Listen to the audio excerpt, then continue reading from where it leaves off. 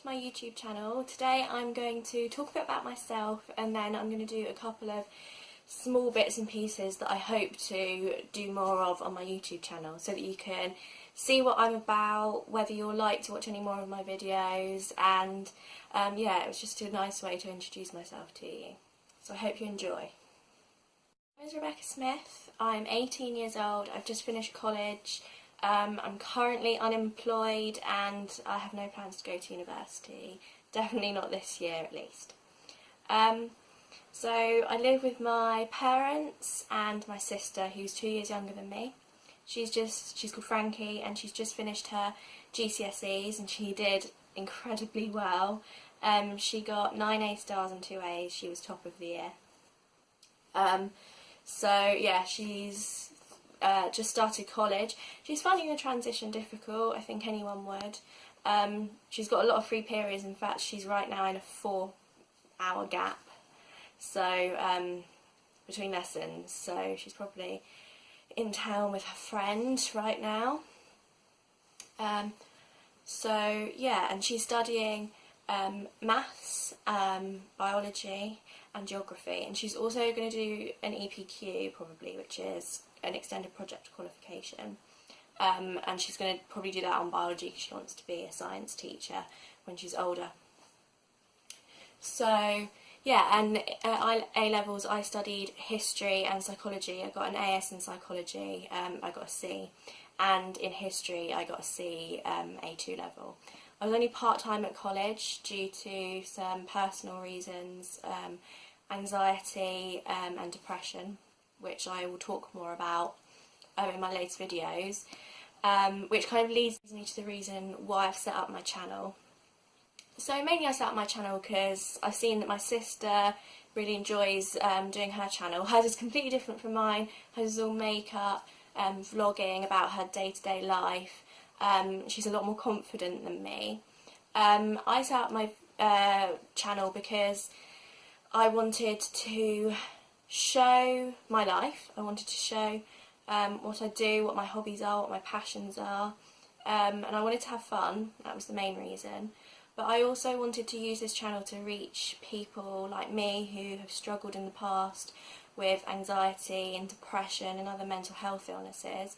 And I wanted to show that although I had the worst time for the last 3 or 4 years dealing with this stuff, I've come out the other end and I'm now really happy, and I wanted to show that that's possible for anyone. And even if you're feeling down and lower than you've ever felt, there is always hope and light at the end of the tunnel. And I wanted to use this channel to share my experiences, to show that you're not alone, and to talk about mental health illnesses and how they're perceived in society. I think that's still an issue, and I just wanted this to be a place where people can come if they're feeling like they're the only person in the world that feels like they're feeling, and I guarantee that you're not. And I hope this channel helps just one person. That was kind of my aim, to come on and give back what so many other people have given me, which is help and guidance.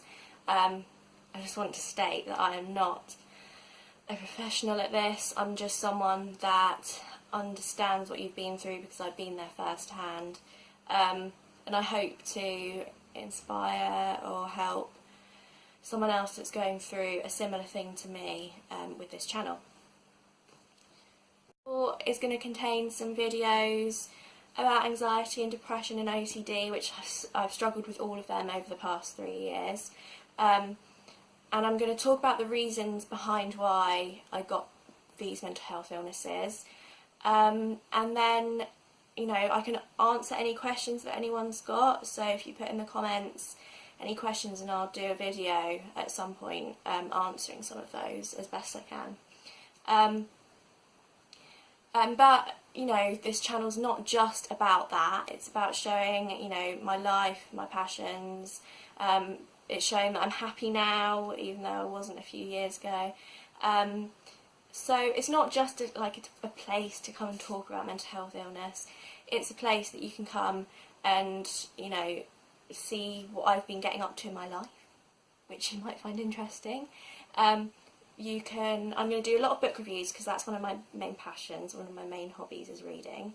So in this video, later on in this video, I'm going to do a little book review to sort of see whether you enjoy that sort of thing.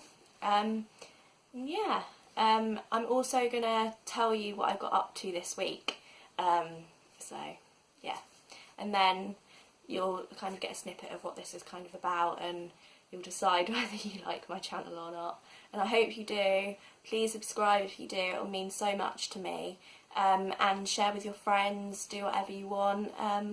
Yeah, please just be kind, because even though I'm putting out this persona of, you know, confident, I'm not that confident. So please be kind in the comments. And I hope you enjoy my channel and my video. This week, I decided to tidy my bedroom. Well, I decided to clean out my bedroom actually, because I realised that I've basically got loads and loads of old stuff stored in my tiny box room of stuff from ages and ages ago. And so I decided to give it a real good clean out, so I'm going to show you the result. Now, it's quite minimalistic because it's so small, it's quite important that it stays minimalistic. I've got some nice beach houses lights, which is nice in the evening. And then I've got lots of bookshelves because books are a huge part of my life. Up here is my special bookshelf. So all my favourite books are up here, and I'll talk about them in a separate video. And then this is my other bookshelf.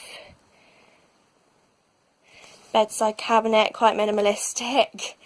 And then this is my white unit, so it's got all my other stuff on. This middle shelf is kind of dedicated to Harry Potter stuff, so if you're a Harry Potter fan, then you're going to like my videos because I'll talk about it quite a lot. So yeah, I've got a lot of stuff, but it's kind of all put away neatly now, and my room's a lot more spacey, or spacey as it can be when it's so small. And these are my favourite quotes. There's one from J.K. Rowling and Bridge to Terabithia, and one of my favourite lines from Mr. McGoyam's Wonder Emporium, which I'll probably talk more about later. It's quite a deep line for such a weird film, so yeah. Yeah, so this is my room. I'm really happy. Well, when things are tidy, I always find that it makes me feel less down. And also tidying, it's so rewarding, the end result. So here's my room currently. I'll probably change it around in a few months, because it's always nice to have a change. It's very small, it's the smallest room in the house, but it's my room and it's, you know, I've made it my own, so yeah. Room. Sorry if I was a bit rusty doing that, it's not like my first time kind of doing a tour. I'll probably get better. So now I'm going to do a book review. Obviously it's my first book review, and I'll probably get better as time goes on, but I'm going to talk about one of my favourite books that I've read this month, and then I'll probably do a book review a week because I read quite fast, so yeah, I plan on doing one once a week. So yeah, the first book that I'm going to review is called We Were Liars by E. Lockhart. I first heard about, I heard about this book when I was doing some volunteering at the local library about 2 years ago, and it was kind of on this kind of suggested sort of new out bestseller book sort of things, and I looked at it and I thought, oh, you know, that looks interesting, but for some reason I never picked it up. I never really gave it a second thought, and I've heard about it. I mean, I think it won an award on Goodreads, which I'll put the link to my profile below so you guys can follow me on that. And yeah, I kind of, it won an award on Bookreads, which is obviously voted for by the public, and I thought, oh, you know, this sounds really good now.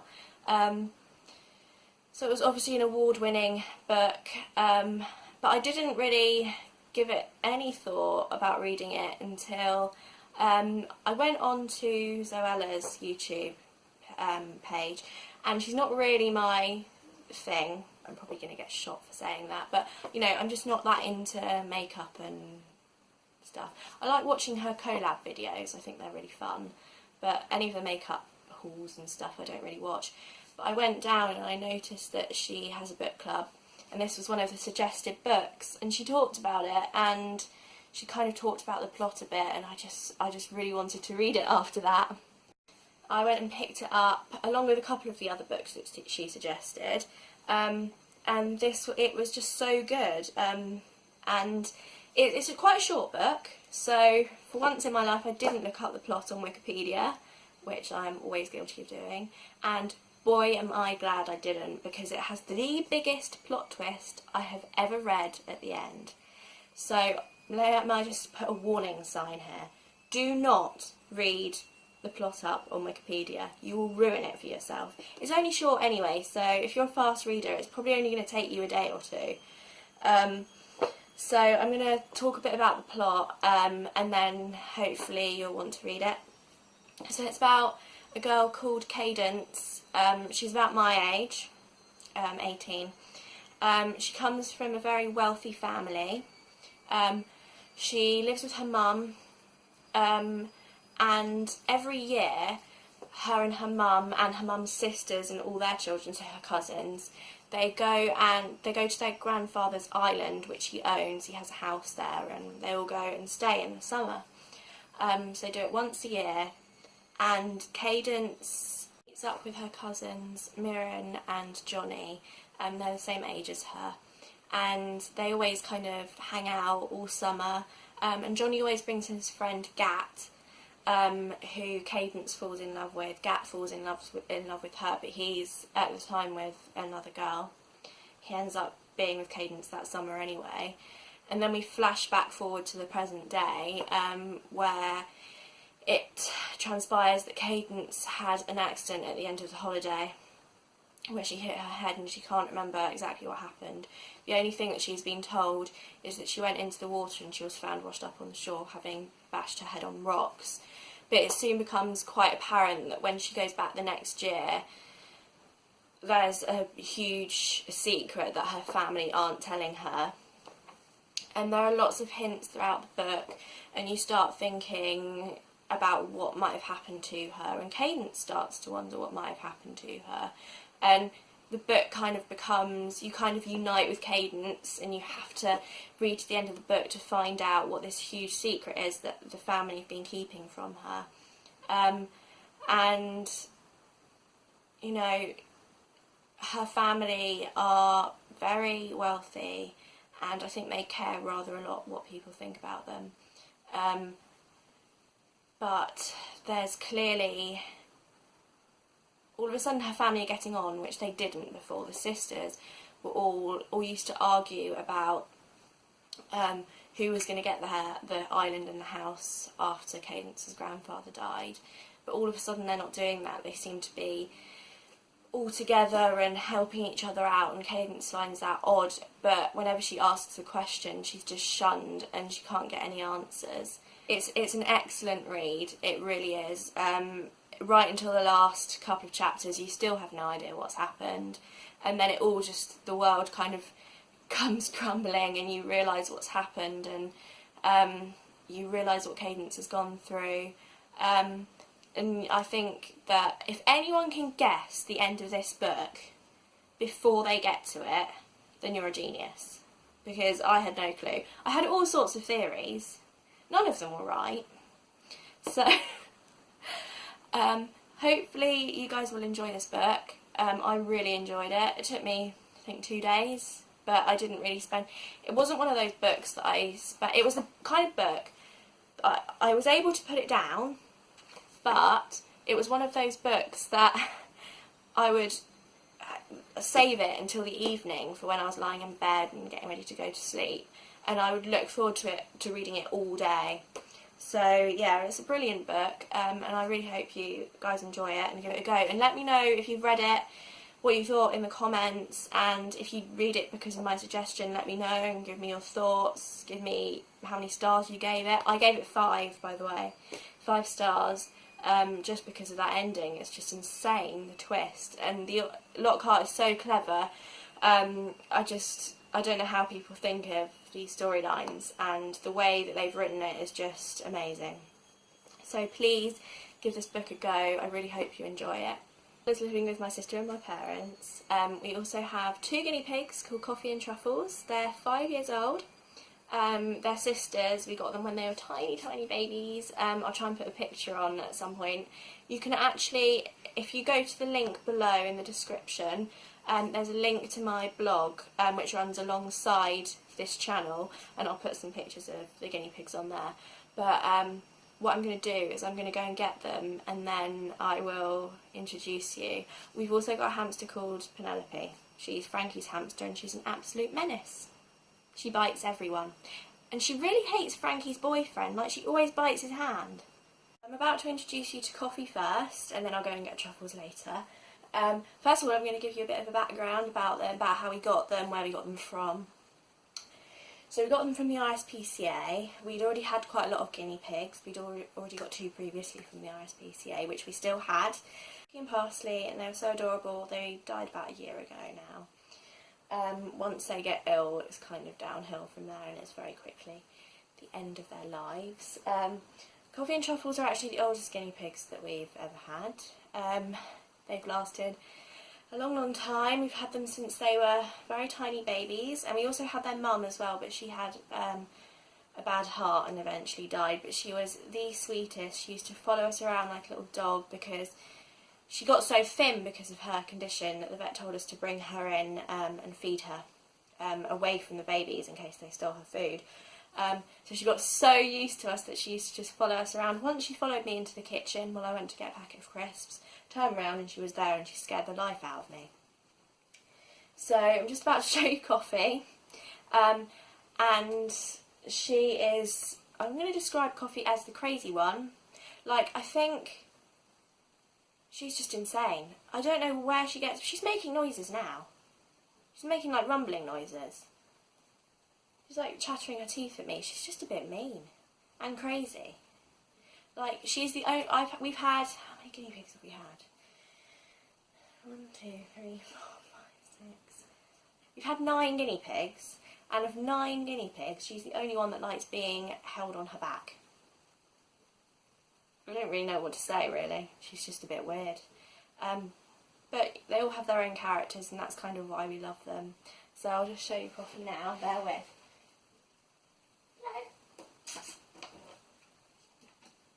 Here she is. This is Coffee. Say hi, it's you! It's you! Probably got lipstick on her now. She's truly adorable. So, let me see if she'll go, oh, hello. What's wrong? What's wrong? Here she is. She's a bit grumpy because it's raining today, so they can't go on the grass, which is their favourite. Here we go. I'm going to show you the hamster. She's just in the kitchen. She's got a humongous cage. I'll show you now. Frankie spent a fortune on it. It's got 3 stories. Sorry, I'm just watching Coffee and I think she's about to escape. Coffee.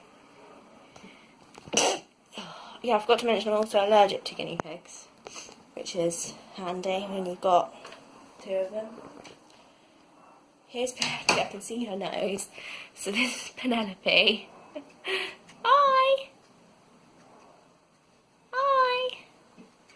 What I'll do is I'll make a separate video because I don't really want to disturb her because obviously they're night creatures. Here she is, look. So when she's actually out properly, I'll show you. But this is Penelope. She's bold. We do not maltreat her. We've taken her to the vets twice.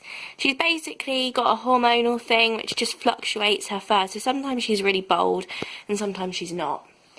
So she's absolutely fine, I promise. Yeah, she's just a bit bold, yeah. Aren't you? Downstairs now. Here she is. Her ears are flat because she's still sleepy and she should be in bed. Penelope, go to bed. She's very adorable. She's got a massive nose. And we have had a hamster before. He was called Benny. If you see here, that's her bald patch. It's just a weird hormonal thing. Because you're a bit strange, aren't you, Penelope? Okay, you've got to go to bed now. Night night. Truffles. Truffles is the runt, I would say. She's like the smallest guinea pig we've ever had. She's always been that size. She's minuscule. She's the shyest one we've ever had as well. She's also now making noises at me. So I'm going to get her out.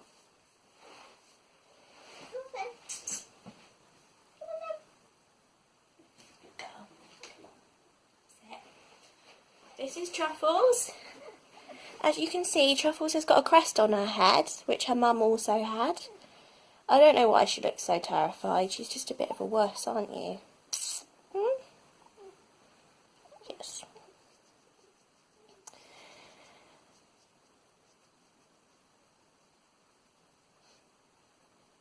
She's a cute one. She quite likes the quiet, so I'm going to talk a bit quieter. Here you go, you've settled a bit now, haven't you?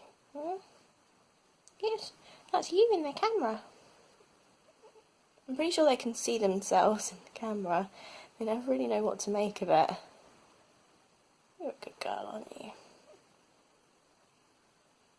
She's getting braver. She's always been quite wussy. What's she doing? So I'm going to put her away now because she probably wants to be with her sister. They don't really like being separated. So I'm just going to let her go back.